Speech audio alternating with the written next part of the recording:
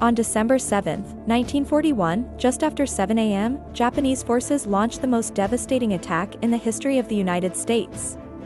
Using 353 aircraft in 2 devastating waves, they caught the U.S. Pacific Fleet off guard, sinking or damaging 188 U.S. aircraft and 29 ships, including 8 battleships, and killing more than 2,400 Americans. In this video, we're going to do our best to answer that question. Will one modern plane be able to defeat the whole Japanese fleet? Let's find out. This date, known today as a date which will live in infamy, would change the world forever. But what if this sneak attack had one crucial element different?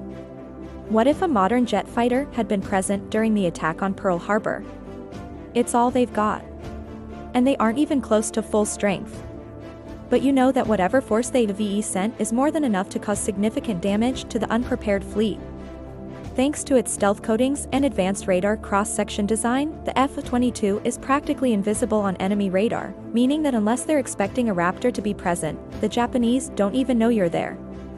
Unlike the planes of World War II, the F-22 was designed specifically for air superiority. While you'd certainly make a valiant effort, even one Raptor couldn't single-handedly win the war against Japan. But let's say that one of your wingmen gets taken down. But thanks to your incredible speed, you're easily able to stay above them, raining death down on anything that dares come too close. However, you aren't invincible. The Japanese Oscar fighter has a cannon of its own, and you know that if you get hit, your plane won't be staying in the sky for much longer. But you have faith in your equipment and confidence in yourself.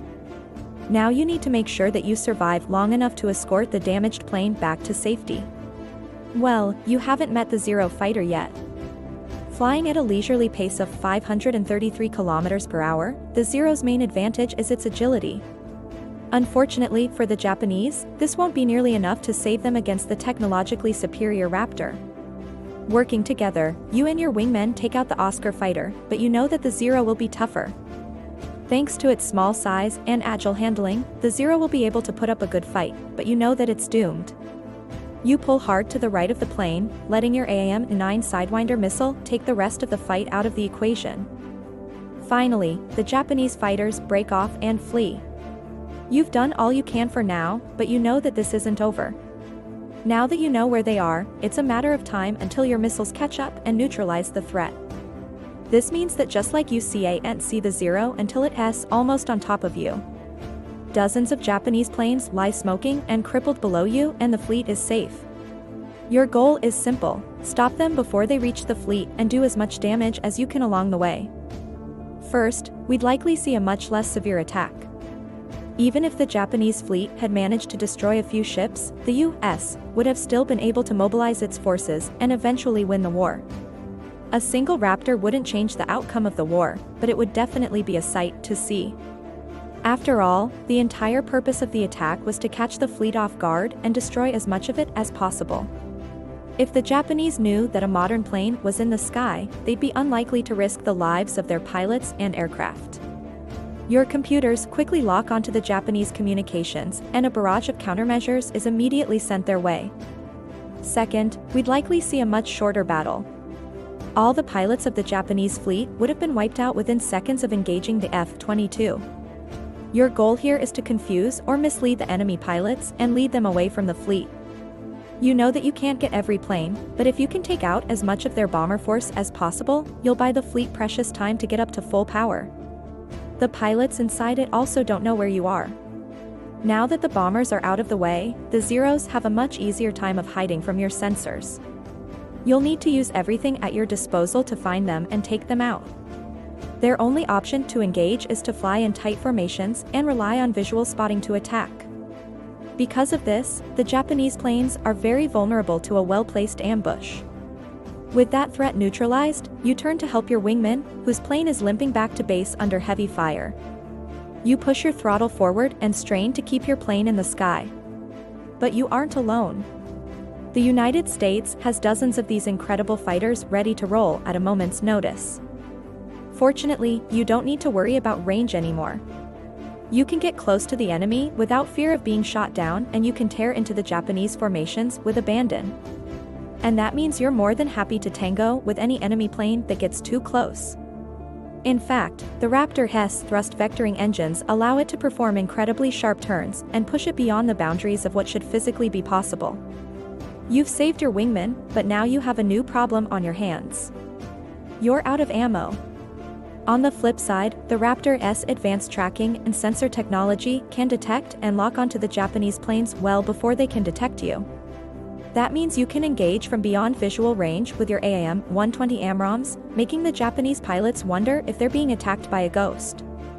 These planes may be tough and tenacious, but they're completely outmatched. What if a modern jet fought at Pearl Harbor? And let's face it, you aren't going to be doing any dogfights anywhere near home base. You're deep in enemy territory. And without the infrastructure in place to refuel or resupply, you'll need to make your ammo last. The Japanese planes would never even get close enough to engage before you tear straight through their formations.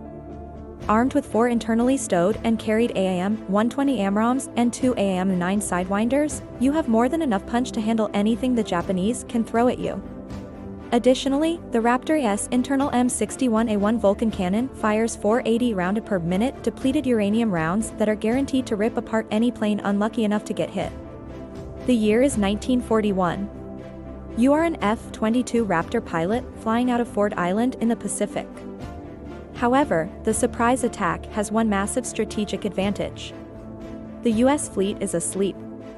For weeks, you've heard rumors of Japanese expansionism in the Pacific, but nothing could have prepared you for this. Racing down the runway, you look behind you to see the rest of your wingmen in hot pursuit. Your lead plane takes off and turns towards the incoming enemy. And then you see them. That means that while some ships might have defensive fire ready to go, all hands are not on deck and many vessels won't be fully operational for hours. That doesn't mean they'll be easy targets though. Battleships like the USS Missouri can unleash devastating firepower. And even though Japanese Admiral Isoroku Yamamoto specifically ordered his forces not to attack the battleship row, you know that things will not go according to plan. It is early on a Sunday morning when your radar and infrared sensors pick up multiple anomalous aerial contacts directly over the water. As soon as the blips appear on your screen, however, they begin to move towards the American fleet at high velocities. You know instantly that this is no ordinary training exercise. There's only one reason why planes would fly so recklessly over open water at these speeds. They're attacking. With 180,000 American men stationed in the Pacific Fleet, the odds of being hit by an enemy plane are extremely low. As your flight of Raptors scramble to get airborne, you think back to your briefings. The Japanese are using a mixed force of Mitsubishi A6M0s, Nakajima Ki-43 Oscars, Nakajima B-5N and other bombers. With a top speed of around 2,400 km per hour or Mach 2.2, the F-22 Raptor is one of the fastest aircraft ever made. But the speed and weapons aren't everything you have in your arsenal. If you didn't have the edge in speed or sensors, you still have one thing that the Japanese don't, the ability to dogfight. Now, none of this would matter much if you were alone. One Raptor versus 353 Japanese aircraft, the fight is already basically over before the Japanese even reach the fleet. The Japanese planes dive towards the fleet below. And as you dance around the Oscar trying to avoid its sights, you use your superior maneuverability to line up your target. Unfortunately, the range of the Sidewinder isn't infinite. Eventually you'll need to get closer to the enemy, relying instead on the Raptor's powerful onboard cannon. All your AIM-120s and Sidewinders are gone, meaning that if you want to continue fighting, you'll have to rely on your cannon. However, fuel is a whole other story. The F-22 has a combat radius of only 644 kilometers. At this point, you're probably wondering how much worse this could get. However, it does have one major advantage that you're going to hate: no radar. You split off from your group to try to get ahead of the advancing Japanese fleet. Once the bombers are done for, you rejoin your squadron to take on the fighters. One by one, your missiles find their marks, taking out the Japanese planes and sending them plummeting towards the ocean below. There are still plenty of Japanese planes in the air, and you know that if you do and act fast, they'll find a way to reach the fleet. And that's when you remember your electronic warfare systems. Finally, you spot them diving towards the water below. What would happen? You fought valiantly alongside your fellow Raptor pilots, and now you're coming in for a landing. But what would actually happen if a modern plane were to fight at Pearl Harbor? In fact, the presence of a Raptor could have led to the battle being fought entirely in the air, with neither side risking the destruction of their ships. Third, the historical outcome of the battle would be largely unchanged. Now check out what if aliens invaded Earth? Or watch this video instead.